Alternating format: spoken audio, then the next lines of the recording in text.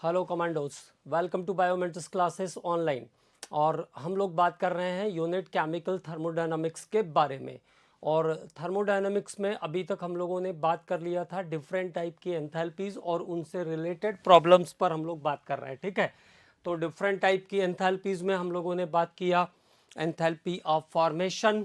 तो it is that enthalpy change when one mole of compound is formed by it's constituent. किसी यौगिक के एक मोल को उसके अवयवी तत्वों के संयोग से प्राप्त करने पर जो एंथैल्पी का परिवर्तन होगा, that enthalpy change is called enthalpy of formation. उस एंथैल्पी चेंज को हम क्या कहेंगे? एंथैल्पी ऑफ फॉर्मेशन कहेंगे। That enthalpy change is called enthalpy of formation. उसके बाद बारी आई एंथैल्पी ऑफ कंबस्टन की। तो कंबस्टन का मतलब होता है वन मोल सब्सटेंस को ऑक्सीजन के एक्सेस में बर्न करना। तो when one mole of oxygen is burn in excess of air, amount of enthalpy change और enthalpy change when one mole of compound is completely burn in excess of air. जब किसी substance के एक मोल को excess of air में burn करते हैं तो उसे कहते हैं एंथैल्पी ऑफ कंबस्टन। देन हमने बात किया एंथैल्पी ऑफ न्यूट्रलाइजेशन। तो मैंने आपको बताया था, केयरफुली ध्यान रखना है, it is taken in equivalent weight. तो one equivalent weight of acid is completely neutralize with one equivalent weight of base. तो जो H प्लस और OH माइनस आयन बनेंगे, मतलब एक इक्वलेंट H प्लस आयन एक इक्वलेंट OH माइनस आयन के साथ जब कंबाइंड करेगा तब जो एंथैल्पी चेंज होगा उसे कहेंगे एंथैल्पी ऑफ न्यूट्रलाइजेशन। इसके बाद बात की हम लोगों ने एंथैल्पी ऑफ सॉल्यूशन के बारे में। तो one mole of substance, one mole of solute is completely dissolved in excess of solvent. एक मोल सॉल्यूट को जब एक्सेस ऑफ सॉल्वेंट में डिसॉल्व करते हैं, उस प्रोसेस में जो एंथैल्पी चेंज होगा, this is called enthalpy of neutralisation. उसे हम कहते हैं न्यूट्रलाइजेशन की एंथैल्पी।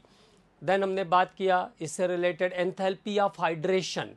तो हाइड्रेशन और इसके बाद सॉल्यूशन। हाइड्रेशन मतलब when one mole of anhydrous salt, one mole of anhydrous salt required, one mole of anhydrous salt combined with the required number of molecules of water, combined with required number of molecules of water।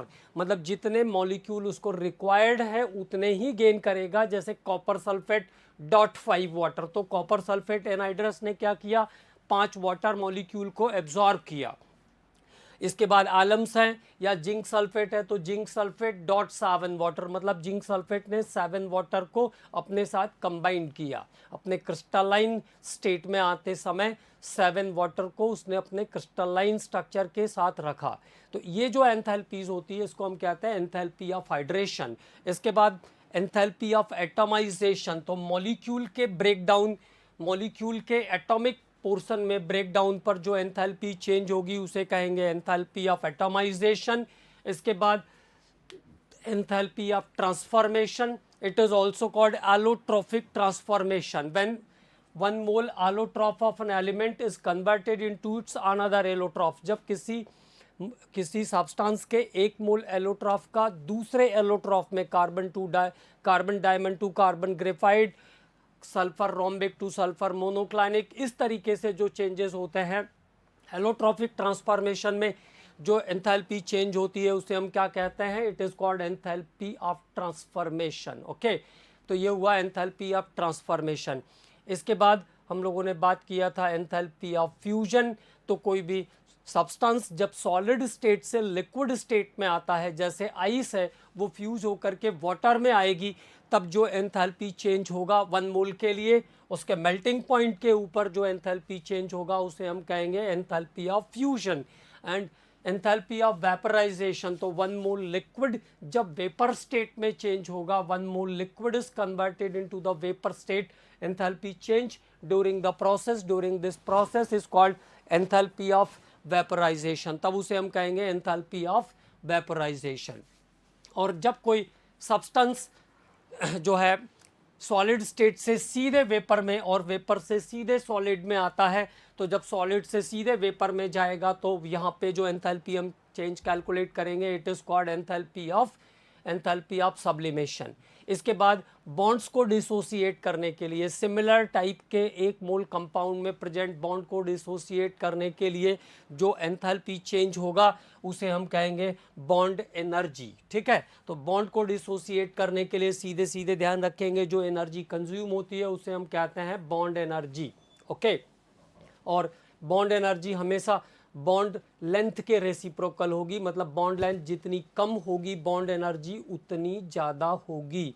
Bond energy is directly proportional to S character, bond energy is directly proportional to resonance, bond energy is directly proportional to bond order and bond energy is reciprocal to P character. तो ये कुछ points हमने theory वाले एक बार फिर से revise किए। अब इस पर हम लोग फॉर्मेशन और कंबस्टन के क्वेश्चंस तक कर लिया था हमने, लास्ट में बेंजीन का एक क्वेश्चन करवा के दिया था मैंने आपको। आगे और कुछ क्वेश्चंस करते हैं। तो अगला क्वेश्चन देखिए क्या है मेरे पास, अगला क्वेश्चन क्या कर रहे हैं हम लोग। ठीक है, तो अगले क्वेश्चन पर बात करते हैं। At 298 kelvin, eight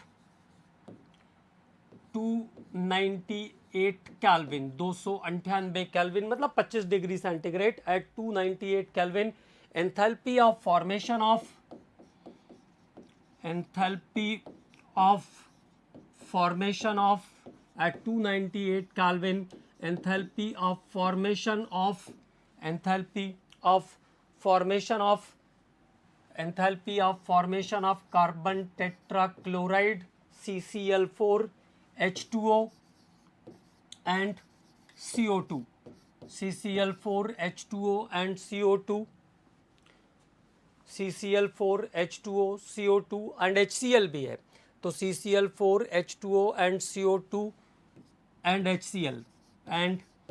HCl are, अब ये गिवन डाटा है, CCl4 H2O CO2 and HCl are -25, -25.5, -25.5, -57.8, -57.8, -94.1, -94.1 and -22.1, -22.1 kilo calories. सारे डाटा किलो कैलोरीज में दिए हुए हैं, kilo calories. Calculate the enthalpy of reaction, calculate the enthalpy of reaction. तो reaction के लिए एंथैल्पी निकालना है, जो रिएक्शन आपको गिवन होगी उसके लिए calculate the enthalpy of reaction. तो रिएक्शन की एंथैल्पी कैलकुलेट करना है और रिएक्शन आपको गिवन है CCl4 plus 2H2O, CCl4 plus 2H2O give CO2 plus 4HCl, CO2 plus 4HCl, CO2 plus 4HCl। तो enthalpy of reaction find out करना है, जैसे कंबस्टन निकालते हैं वैसे ही इसको भी फाइंड आउट करेंगे। Sum of enthalpies of product minus sum of enthalpies of reactant. तो पहले रिएक्शन को अच्छे से ध्यान से देख लीजिए। रिएक्टेंट क्या है, CCl4 प्लस 2 वाटर। तो CCl4 की एंथैल्पी और वाटर की एंथैल्पी को क्या करना पड़ेगा, 2 से मल्टीप्लाई करना पड़ेगा। CCl4 एज इट इज रहेगा और इधर पे प्रोडक्ट में क्या है 4HCl, तो HCl की एंथैल्पी को क्या करना पड़ेगा, 4 से प्रोडक्ट करना पड़ेगा, 4 से मल्टीप्लाई करना पड़ेगा। तो ये चीज़ों का केवल इसमें ध्यान हमको रखना पड़ता है। ठीक है, तो क्या चेंजेस हैं उसका ध्यान रखना है। ठीक, तो रिएक्शन क्या थी हमारे पास, CCl4 plus 2H2O, reaction is what. अब एक बार फिर से रिएक्शन को लिख लेते हैं क्योंकि इसी के बेस पे तो कैलकुलेशन होगी। तो CCl4 प्लस 2H2O क्या बना रहा था, CO2 प्लस 4HCl। तो what are the product of the reaction, ये प्रोडक्ट है और ये रिएक्टेंट है। ठीक है, डेल्टा H रिएक्शन पे कैसे जाएंगे हम, sum of enthalpies of product minus sum of enthalpies of reactant, sum of enthalpies of product minus sum of enthalpies of reactant, minus sum of enthalpies of reactant, sum of enthalpies of reactant, ये formula है। तो क्या क्या product है आपके पास, carbon dioxide आपके पास product में है, कितनी वैल्यू थी, 94.1 थी, 94.1 94.1 किलो कैलोरीज इसका वैल्यू था, है ना। तो 94.1 plus how much, 4 into H C L का, 4 इंटू एच सी एल का enthalpy, 4 into H C L का एंथैल्पी, तो plus 4 into H C L का एंथैल्पी कितना था, 22 पॉइंट समथिंग था, 22.1 माइनस 22.1, ये हो गया एच सी एल का। अब माइनस करना है प्रोडक्ट की एंथैल्पी। तो प्रोडक्ट में मेरे पास क्या क्या था, जो भी चीज़ें मेरे पास प्रोडक्ट में रिएक्टेंट में है, CCl4 और वाटर। तो कितना, CCl4 का कितना है, -25.5, -25.5 प्लस HCl, इधर वाटर था, तो वाटर का कितना दिया था, 57.8। वाटर के लिए कितनी वैल्यू है, 57.8, 57.8, यस वैल्यू चेक कर लिया मैंने, सही है 57.8। तो 2 into minus 57.8, 2 into minus 57.8, 2 into minus 57.8। तो इधर का जो डाटा आपका आ जाएगा, 2 से इसको मल्टीप्लाई कर दीजिए तो कितना हो जाएगा, 44.2 हो जाएगा। अच्छा 4 से मल्टीप्लाई करना है तो 88.4 हो जाएगा, 88.4 और 94.1, तो यह आ जाएगा आपका माइनस, टोटल करने पर -182.4, 182.4 आ जाएगा। इसको 4 से मल्टीप्लाई कर दिया तो आ गया आपका 4 1 ज़ा 4, 4 2 ज़ा 8, 4 2 ज़ा 8, तो 88 और 94 प्लस कर लिया तो आ गया -182.4, -182.4। और इधर का डाटा सब माइनस माइनस का है तो प्लस हो जाएगा, और प्लस होकर के ये हो जाएगा आपका 25, 57, तो 114, 115 और 25, 141, तो प्लस 41 पॉइंट आ जाएगा फाइनली, 141.1, 141.1, 141.1, 141.1, तो आंसर आ जाएगा -41.3, -141, अच्छा 182, -41.3, -41.3 किलो कैलोरीज इसका आंसर आपको मिल जाएगा। तो it's answer is -41.3 kilo calories. मतलब फाइनली ये डाटा 182 माइनस का है और 141.1 प्लस का है, तो सब्सट्रैक्ट कर लेगा, माइनस का डाटा बड़ा है तो आंसर माइनस में आ जाएगा, ठीक है। और इस टाइप के जो भी क्वेश्चंस हमने किए हैं उनमें आपको मैंने एक इंस्ट्रक्शन पहले ही दिया था कि कैलकुलेशन सब एक बार ज़रूर से चेक करना है, सभी कैलकुलेशंस को एक बार ज़रूर चेक करना है, ठीक है। अब बात करते हैं अगले क्वेश्चन पर। Calculate the enthalpy of production of CS2, calculate the enthalpy of production of CS2, carbon disulphide. अगला question, calculate the enthalpy of production, मतलब वही फॉर्मेशन जैसा production of carbon disulphide, CS2 के प्रोडक्शन के लिए एंथैल्पी निकालना है, CS2 के प्रोडक्शन के लिए एंथैल्पी निकालना है। और पहले स्टेप में देखो CS2 का जो कंबस्टन स्टेप है उसमें जो रिएक्शन हो रही है, CS2 + 3O2, डाटा आपको दे रहे हैं CS2 + 3O2, CS2 + 3O2, तो क्या बन जाएगा, CO2 + 2SO2, CO2 + 2SO2, ये इसका प्रोडक्ट है ना, CO2 + 2SO2, CO2 + 2SO2। और डेल्टा H की वैल्यू है -246.6, डेल्टा H इक्वल टू -246.6, 246.6, ठीक है। और CO2 और SO2 क्या होगा, इसका प्रोडक्ट होगा। CO2 और SO2 क्या होगा, प्रोडक्ट होगा। प्रोडक्ट माइनस रिएक्टेंट पे फिर जाना पड़ेगा अपने को, है ना। तो अब देखिए आगे की एंथैल्पी जो दे रहा है C+O2 CO2, अलग अलग individual C+O2 CO2, delta H equal to here, delta H equal to -96 kilo calories, -96 kilo calories, okay.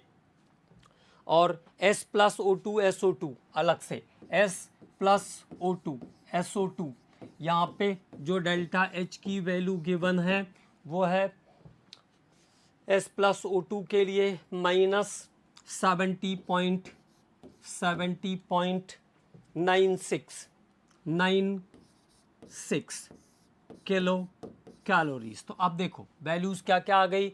CS2 का कंबस्टन आपको दे दिया तो ये पता चल गया कि CS2 मतलब प्रोडक्ट की एंथैल्पी कितनी है, और रिएक्टेंट की एंथैल्पी, और CS2 का प्रोडक्शन का एंथैल्पी चाहिए।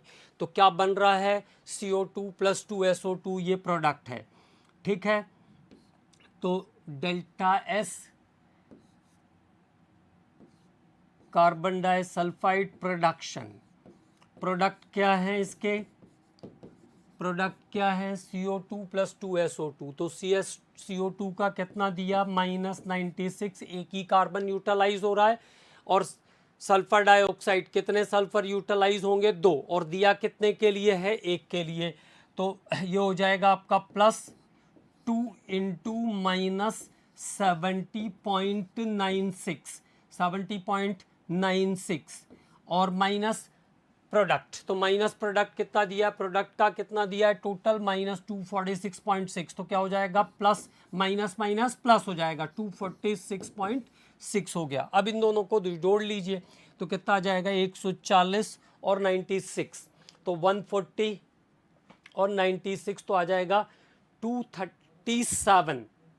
This is 237.92, 237.92 plus 246.6, 246.6। अब इसका सम तो कितना, 8 के आसपास का डिफरेंस है, 8 7 15, 8 का डिफरेंस है लगभग, 8 के आसपास आंसर आ जाएगा, और आंसर है 8.68।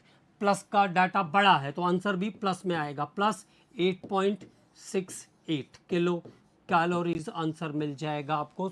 8.68 kilo calories is the answer for this question. तो ये इस क्वेश्चन का आंसर आ गया, ठीक है। अब कुछ क्वेश्चंस बॉन्ड एनर्जी से रिलेटेड करते हैं। सभी टाइप की एंथैल्पी, डिफरेंट टाइप की एंथैल्पी, जहाँ जहाँ से क्वेश्चंस की पॉसिबिलिटी है उस पर हम क्वेश्चंस कर रहे हैं, ठीक है। अगला क्वेश्चन बॉन्ड एंथैल्पी से रिलेटेड है और बहुत ही इंपॉर्टेंट क्वेश्चन है, ये कई बार आ चुका है, ठीक है। तो calculate the bond energy of HCl। Question is what, calculate the bond energy of HCl। HCl के लिए बॉन्ड एनर्जी निकालनी है, ध्यान से ध्यान रखिएगा, HCl के लिए बॉन्ड एनर्जी निकालना है। Calculate the bond energy for HCl, where bond energy of where bond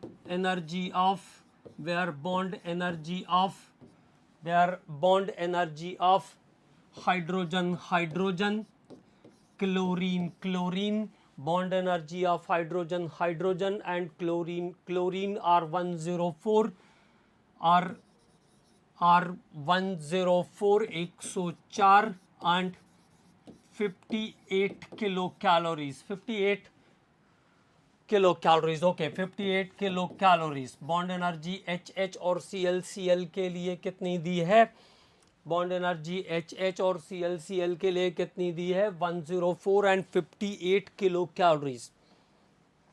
enthalpy of formation of HCl, enthalpy of formation of HCl, enthalpy of formation of HCl, जबकि HCl की formation की enthalpy of formation of HCl is 22 kilo calories, minus 22 kilo calories, minus 22 kilo calories दी हुई है, ठीक है। और bond enthalpy कैसे निकलेगा, sum of bond enthalpy of reactant क्या मिलकर के बन रहा है, HCl, तो H2 प्लस Cl2, देखो HCl कैसे बनेगा, H2 प्लस Cl2, मतलब HH की बॉन्ड एनर्जी और Cl की बॉन्ड एनर्जी निकलेगी तो क्या बन जाएगा, 2HCl बन जाएगा। और हमें किसके लिए निकालना है, ओनली फॉर 1HCl, किसके लिए, ओनली फॉर 1HCl, ठीक है। क्योंकि जो फॉर्मेशन की एंथैल्पी गिवन है, the enthalpy of formation is given only for 1HCl, only for 1HCl। या तो हम ऐसा कर सकते हैं कि इस डाटा को एज इट इज ले जाएं, एंथैल्पी ऑफ फॉर्मेशन को 2 से मल्टीप्लाई करके उसमें से माइनस कर दें और फिर जो आंसर आएगा उसको 2 से डिवाइड कर लें। एक तो तरीका ये है। दूसरा तरीका क्या है, तो बॉन्ड एनर्जी ऑफ HCl पे जाना है, तो क्या ध्यान रखोगे, HCl मतलब एक H और एक Cl, तो मैं ऐसा कर सकता हूँ, half of bond energy of H2, half of bond energy of H2 plus half of bond energy of Cl2 minus delta HF formation of HCl। तो ये हमारा एक सिंपल सा फॉर्मूला बन जाएगा। या तो हम दोनों डबल डबल करें, फॉर्मेशन की एंथैल्पी को डबल करके उसमें से 2 माइनस करें, उसको 2 से डिवाइड करें, फॉर्मेशन की एंथैल्पी को 2 से मल्टीप्लाई करके पहले आंसर निकाल लें और फिर उसको 2 से डिवाइड कर दें, क्योंकि बॉन्ड एंथैल्पी या बॉन्ड एनर्जी हमें किसके लिए चाहिए, only for 1HCl।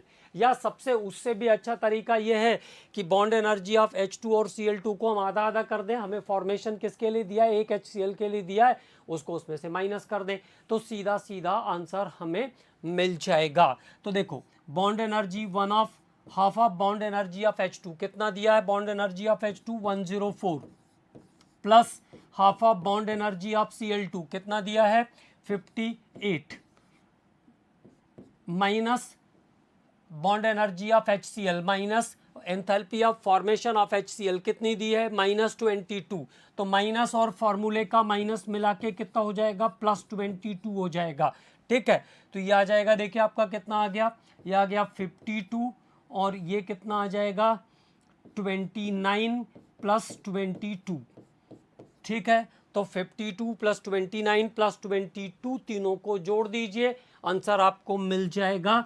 103 kilo calories, 103 kilo calories. तो यहाँ पे ये ध्यान रखना है कि बॉन्ड एनर्जी जो शुरू में दी है वो H2 और Cl2 के लिए दी हुई है, फॉर्मेशन तो केवल एक ही मोल का दिया है, तो हमको क्या करना है, सिंप्लीफाई करने के लिए हमने क्या किया, H2 और Cl2 की बॉन्ड एनर्जी को हमने शुरू में ही आधा आधा कर दिया, क्योंकि मुझे एक ही H और एक ही Cl की एंथैल्पी की रिक्वायरमेंट है, ठीक है, only 1 H and only 1 Cl, इसलिए H2 और Cl2 के टर्म में दिया था तो मैंने उसको हाफ कर दिया, ठीक। और इस टाइप के 1-2 क्वेश्चंस की और प्रैक्टिस कर लेंगे तो अच्छी प्रैक्टिस हो जाएगी। ये अच्छा फॉर्मेट है, इस पे क्वेश्चन आता है और अगले क्वेश्चन पे बात करेंगे तो थोड़ा और क्लियरिटी आ जाएगी इसमें। तो अगला क्वेश्चन देखते हैं, calculate the CH bond energy for methane. Calculate the CH bond energy, calculate the CH bond energy for methane, calculate the CH bond energy for methane। तो मीथेन में कितने CH बॉन्ड होंगे, 4 CH बॉन्ड होंगे। Methane में कितने CH bond होंगे, 4 CH bond होंगे। और जो बॉन्ड एनर्जी होती है, it is always average value of energy, bond energy is always average value of energy. तो हम क्या करेंगे, पहले पूरे मीथेन की बॉन्ड एनर्जी को निकाल लेंगे, कैलकुलेट कर लेंगे मीथेन के टोटल बॉन्ड एनर्जी को, देन डिवाइडेड बाय द 4, उसके बाद उसको 4 से डिवाइड कर देंगे, उसके बाद उसको 4 से डिवाइड कर देंगे। तो आगे का डाटा हमें क्या दिया है वो देखते हैं पहले। Calculate the CH bond energy for methane, और H2 अगर डिसोसिएट होकर के 2H में जाएगा, H2 gas dissociated into 2H gas, तो ये एटॉमिक फॉर्म में जा रहा है, मॉलिक्यूलर फॉर्म से एटॉमिक फॉर्म पे आया, तो यहाँ पे जो डेल्टा एच की वैल्यू है, that delta H is 104 kilo calorie. कितना? 104 किलो कैलोरीज। डेल्टा एच कितना है? 104 किलो कैलोरीज। और C solid to C gas, C solid से सी गैस मतलब कार्बन का सब्लिमेशन किया हमने, सॉलिड से उसको गैस स्टेट में कन्वर्ट किया, तब एंथैल्पी चेंज कितना है? Delta H equal to 172 kilo calories. 172 kilo calories 172 kilo calories का है, ठीक है। और फॉर्मेशन ऑफ मीथेन, तो C plus 2H2, formation of methane C plus 2H2 CH4 के लिए फॉर्मेशन की एंथैल्पी जो गिवन है, फॉर्मेशन की एंथैल्पी जो है वो 17.9, तो 17.9 कहने का मतलब है delta H equal to minus 17.9 kilo calories. Delta H equal to 17.9 kilo calories. तो पहले मीथेन कैसे फॉर्म होगा वो देखना पड़ेगा। तो कार्बन की एंथैल्पी प्लस 2 इंटू, यहाँ पे देखो 2 H2 के लिए दिया हुआ है 104, हमें कितने H2 के लिए चाहिए? 2 H2 के लिए चाहिए।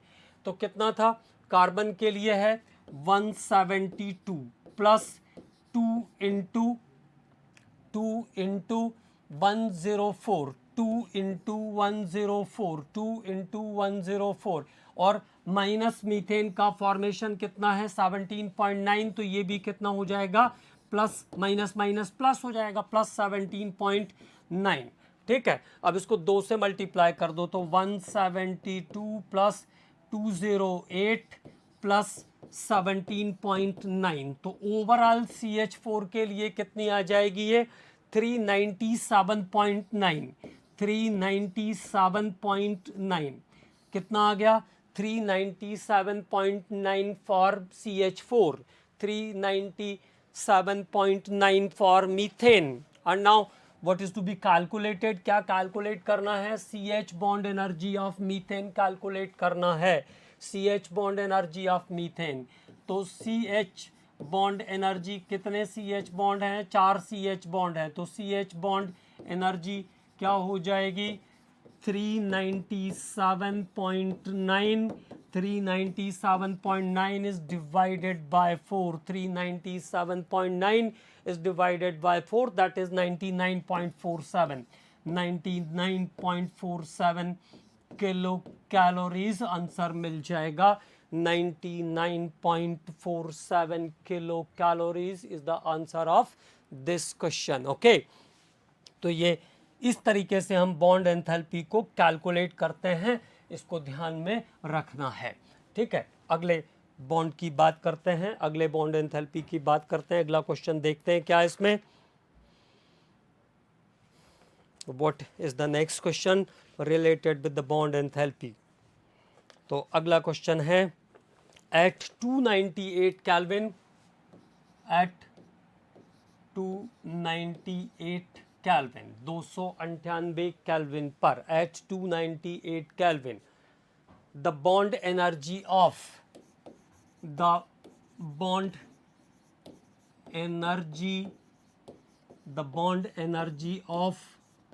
bond energy of CH, C single bond H, CH, C single bond C, C single bond C, C double bond C, C double bond C, and H single bond H R, मतलब कुछ bonds के different type के bonds की energy दे रहे हैं, कुछ different type के बॉन्ड की एनर्जी दे रहे हैं। C single bond H, C single bond C, C double bond C और H single bond H are 414, 414, 414, 347,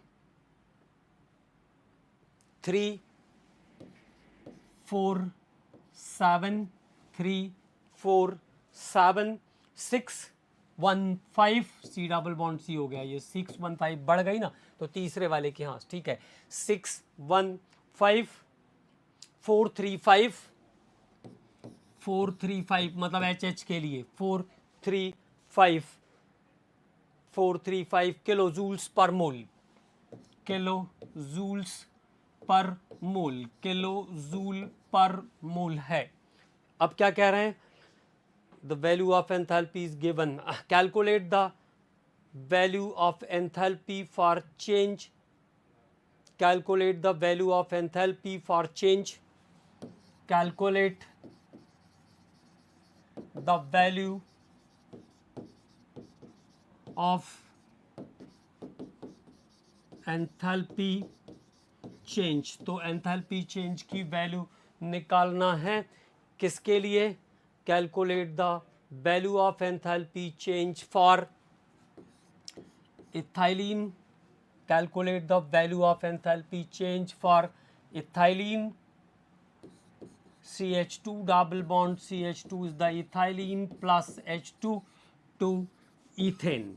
इस प्रोसेस में कितना एंथैल्पी चेंज होगा, इसको फाइंड आउट करना है। तो देखो कौन किसके हिस्से में आ रहा है, C double bond C double bond C कितने बार आया, C डबल बॉन्ड C एक बार आया, और 4 इसके हिस्से में CH बॉन्ड आ रहे हैं। CH बॉन्ड कितने आ जाएंगे, 4। इस हिस्से में CH बॉन्ड कितने आ जाएंगे, 2 इसके पास और 2 इसके पास, तो 4 इसके पास CH बॉन्ड आ रहे हैं, है ना, 4 CH बॉन्ड आ रहे हैं, और प्लस एक HH बॉन्ड भी आएगा। फिर इसके हिस्से में क्या आएगा, C सिंगल बॉन्ड C, और 6 आएगा CH बॉन्ड, 6 आएगा CH बॉन्ड। CH बॉन्ड की एंथैल्पी कितनी आएगी, इसके हिस्से में 6 आएगी, क्योंकि 6 CH बॉन्ड है। तो ये तो इसका डिस्क्रिप्शन हो गया। अब इस प्रोसेस में कितना एंथैल्पी चेंज हुआ है, इसको हमें फाइंड आउट करना है। तो 4 CH, देखो C डबल बॉन्ड C का 1 आया और CH के 4 आए, और HH बॉन्ड का 1 आया, तो ये तो आ गए रिएक्टेंट वाले हिस्से में। और प्रोडक्ट वाले हिस्से में क्या चीज़ आ रही है, बॉन्ड एंथैल्पी है, तो रिएक्टेंट माइनस प्रोडक्ट से ही निकलेगी, ठीक है। तो यहाँ से इस तरीके से इसको कैलकुलेट करेंगे। अब फिर से देख लेते हैं एक बार, तो क्या क्या चीज़ें आई थी उसके हिसाब से डाटा रख लेते हैं, ठीक है।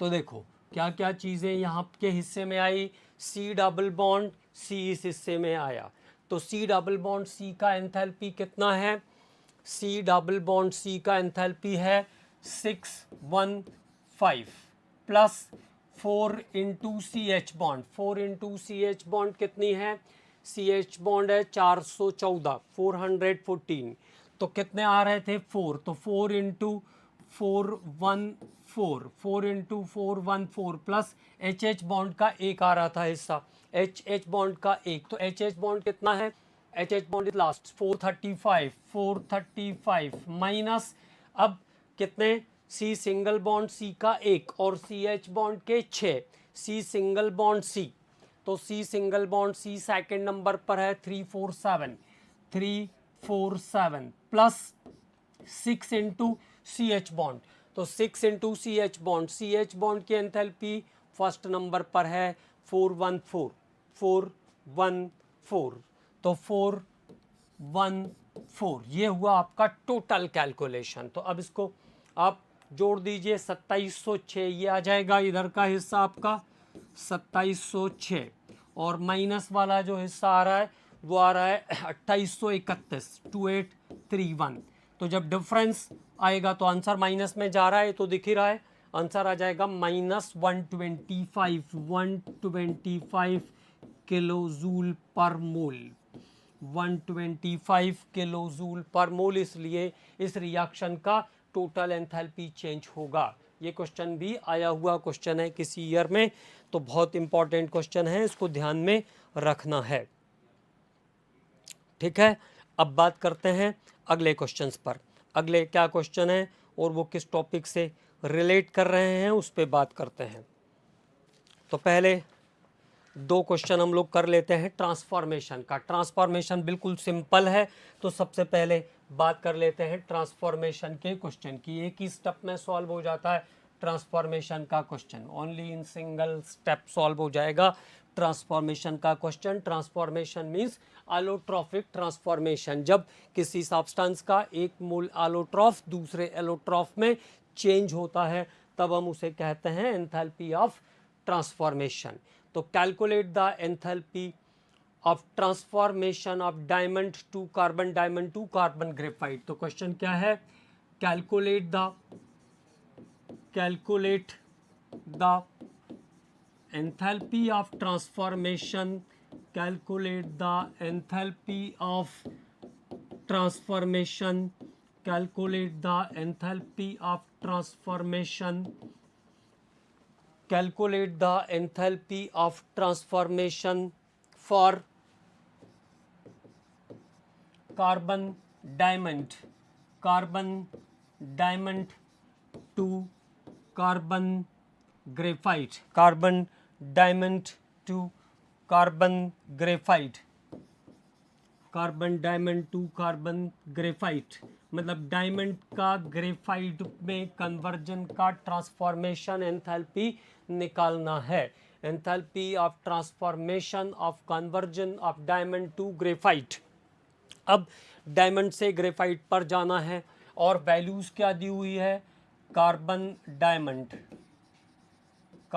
डायमंड प्लस O2, तो क्या बनाएगा, CO2 बना देगा। और इस समय जो एंथैल्पी का चेंज है delta H equal to -94 kilo calories, delta H equal to -94.5 kilo calories. तो कार्बन डायमंड देखिए नेचुरली कितना रहना चाहिए, 94 किलो कैलोरीज होता तो स्टैंडर्ड वैल्यू हो जाती, 94.5 है, इसीलिए डायमंड जो है वो कार्बन का स्टैंडर्ड स्टेट नहीं है। ठीक है, अब कार्बन ग्रेफाइट प्लस O2 से क्या बन जाएगा, फिर से CO2 बन जाएगा and here delta H equal to -94.00 kilo calories. तो काम क्या करना है हमको, carbon diamond to carbon graphite जाना है, कार्बन डायमंड टू कार्बन, बस इसमें ये बात ध्यान रखना है कहाँ से क्या लेना है, कार्बन डायमंड से कार्बन ग्रेफाइट। तो व्हाट हैपन्स, -94.5 और माइनस और फॉर्मूले का माइनस, डायमंड में से ग्रेफाइट को माइनस करना है तो माइनस और माइनस कितना, 94 किलो कैलोरीज। तो कितना आंसर आ जाएगा, -0.5 kilo calories is the answer. ठीक है, -5.5 किलो कैलोरी, मतलब डायमंड जब ग्रेफाइट में चेंज होता है तब -0.5 किलो कैलोरीज का एनर्जी चेंज होगा। ठीक है, तो ये इसमें ये बस ध्यान रखना है, मैंने आपको बोला फिर से कि डायमंड टू ग्रेफाइट पूछ रहा है या ग्रेफाइट टू डायमंड पूछ रहा है, बस केवल ये बात ध्यान रखनी है, बस छोटी सी बात यहाँ पे आपको केवल ध्यान रखनी है। तो डायमंड टू ग्रेफाइट कहा तो डायमंड में से ग्रेफाइट को माइनस कर दीजिए, ग्रेफाइट टू डायमंड कहेंगे तो ग्रेफाइट में से डायमंड को माइनस कर देंगे, इतना सा काम इसमें करना है। अब एक और क्वेश्चन करते हैं, enthalpy of transformation, enthalpy of transformation, enthalpy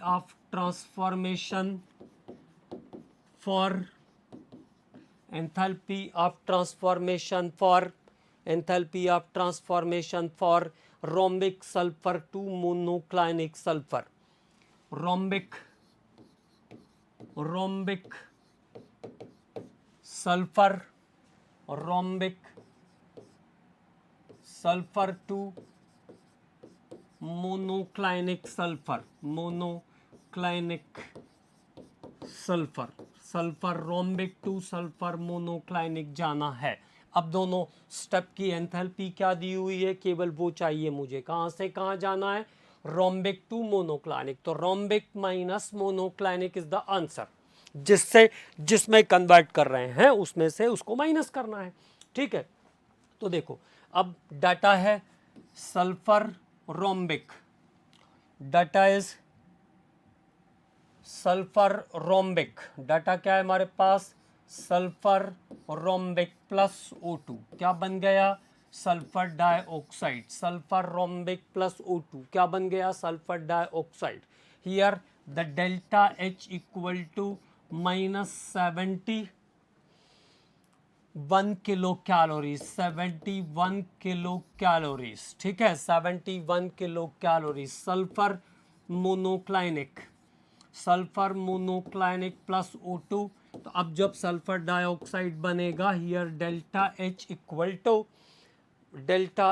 equal to minus 71.7, minus 71.7 kilo calories, minus 71.7 kilo calories. कहाँ से कहाँ जाना है?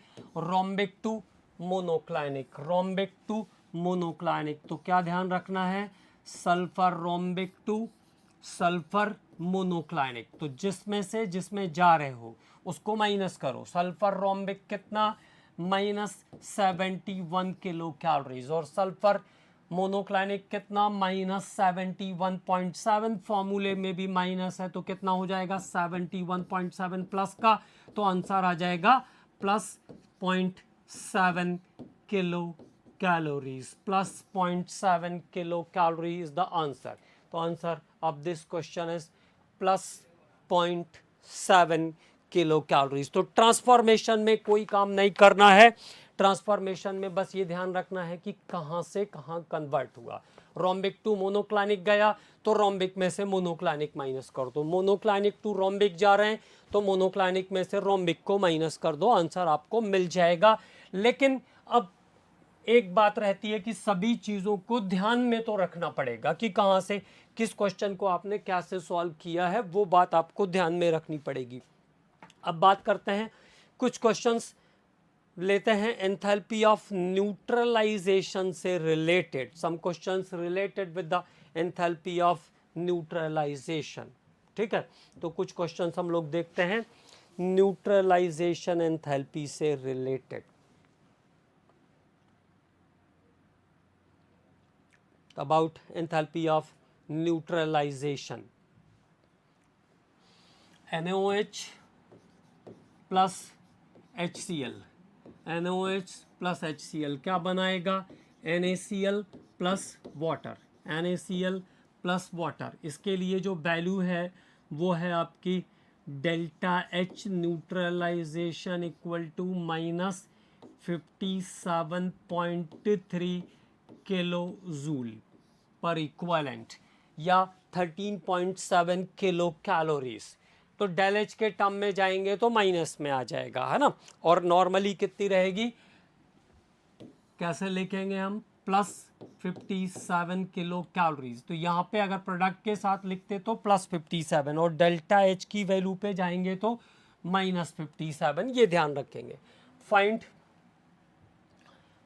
Enthalpy of neutralization, find enthalpy of neutralization, find enthalpy of neutralization for 0.25 mole of NaOH and 0.25 mole of HCl। तो देखो अब बात किसकी हो रही है? NaOH और HCl की, NaOH और HCl की बात हो रही है। इसका मतलब है NaOH और HCl के लिए इक्वलेंट और मोलार वेट में कोई फर्क नहीं है, ठीक है। तो आप सीधे सीधे कैलकुलेट कर सकते हो, आपको इक्वलेंट में कन्वर्ट करने की जरूरत नहीं पड़ेगी। 0.25 मतलब कितना? 1/4 कहा, 0.25 मतलब 1/4। देखो दोनों का एक एक इक्वलेंट है तो कितनी रिलीज करेगा? 1 equivalent of H plus and OH minus ions release what? 57.3 kilo joule. 1 equivalent रहता तो कितनी रिलीज करता? 57.3 किलो जूल, जो कि हमें डाटा में दिया है। और माइनस अगर डेल्टा एच की वैल्यू पे ले जाएंगे तो माइनस हो जाएगा। तो 1 इक्वलेंट से कितनी रिलीज करेगा? 57.3 किलो जूल फॉर 0.25 मतलब for 1/4 of H plus and 1/4 of OH minus, तो क्या हो जाएगी, वैल्यू भी तो 1/4 हो जाएगी ना, जब एसिड और बेस का अमाउंट इक्वलेंट 1/4 हो जाएगा। 0.25 मतलब हुआ 1/4, 0.25 मीनिंग 1/4। ओके, तो जो एंथैल्पी चेंज हो रही होगी वो भी 1/4 हो जाएगी। वन इक्वलेंट के लिए होता है 57.3, तो 0.25 का मतलब हुआ 1/4, तो 4 से डिवाइड कर दीजिए। 4 1 4, कितना बचा, 7 आ गया। 4 4 जा 16, कितना बच गया, 1 बच गया, और 1 के साथ 3, तो 4 3 जा 12, तो 14.3 किलो जूल एंथैल्पी चेंज होगी इस प्रोसेस में। The amount of enthalpy change in this process is 14.3 kilo joule, 14.3 kilo joule, और कैलोरीज में रहता तो 13.7/4 हो जाता। 13.7/4 इन कैलोरीज, तो 13/7 मतलब अगर कैलोरीज में रहता तो कितना हो जाता, 13.7/4, तो आंसर कैलोरी में कितना आ जाएगा, 4 3 12, और 1 तो 3.4 किलो कैलोरी आंसर आ जाता अगर क्वेश्चन कैलोरीज में रहता तो। ओके, तो there is the calculation of enthalpy of neutralization. अगले क्वेश्चन पर बात करते हैं। What is the next question? The enthalpy of strong acid and strong base is 57.3 kilojoule. अगला क्वेश्चन है हमारे पास। That question is, next question is the enthalpy of neutralization. The enthalpy of neutralization, the enthalpy of neutralization for strong acid, strong base, strong base is 57.3 kilo joule. यहाँ तक तो पहले लिखा उसने 57.3 kilo joule. Calculate the enthalpy change, calculate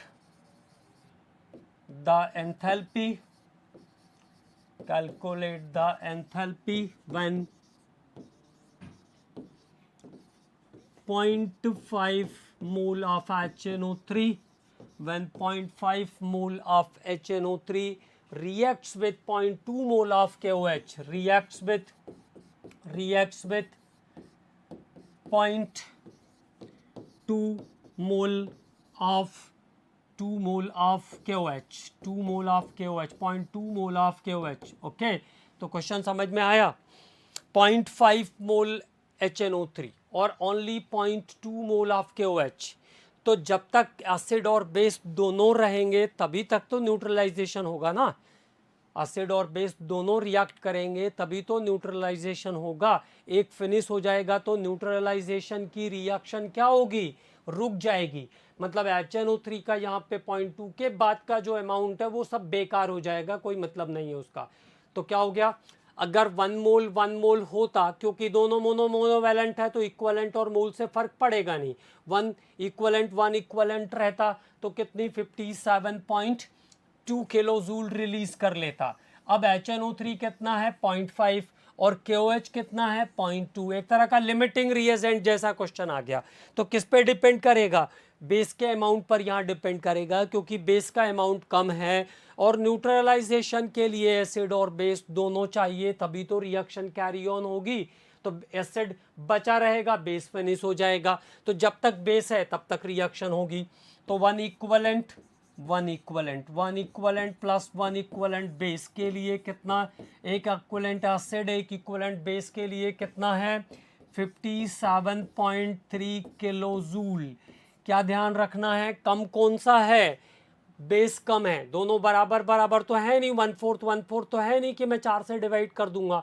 base कितना है 0.2। Then from 0.2 equivalent of KOH, तो इस पे डिपेंड करेगी रिएक्शन। तो अगर एक इक्वलेंट एक इक्वलेंट रहता या एक मोल रहता, क्योंकि ये मोनोवैलेंट सब्सटेंस है इसलिए इसमें इक्वलेंट वेट और मोलार वेट पे फर्क नहीं पड़ेगा। ठीक है, तो एक इक्वलेंट रहता तो 57.3, then only 0.2 equivalent of base is there, 0.2 molar base is there, तो इसके लिए मोल और इक्वलेंट में फर्क नहीं पड़ेगा, तो 0.2 into 57.3 is the answer. 0.2 into 57.3 तो मल्टीप्लाई कर दीजिए, 2 3 ज़ा 6, 2 5 ज़ा 7, 2 7 ज़ा 14 और 14 का 4, 1 कैरी, 2 5 ज़ा 10 और 1 11, तो कितना 11.46 किलो जूल एनर्जी चेंज करेगा। ठीक है, ध्यान क्या रखना है, अगर क्वांटिटी डिफर कर रही है तब केवल उसके ऊपर डिपेंड करेगा जिसकी क्वांटिटी कम होगी, अगर क्वांटिटी डिफर कर रही है तब उसके ऊपर डिपेंड करेगा जिसकी क्वांटिटी कम होगी। ठीक है, और अगले लेक्चर में हम लोग बात करेंगे कुछ और क्वेश्चंस के बारे में, और उसके बाद फिर एंट्रोपी और फ्री एनर्जी हमारा बचा हुआ पोर्शन है उस पर भी काम करेंगे। Okay commandos, thank you.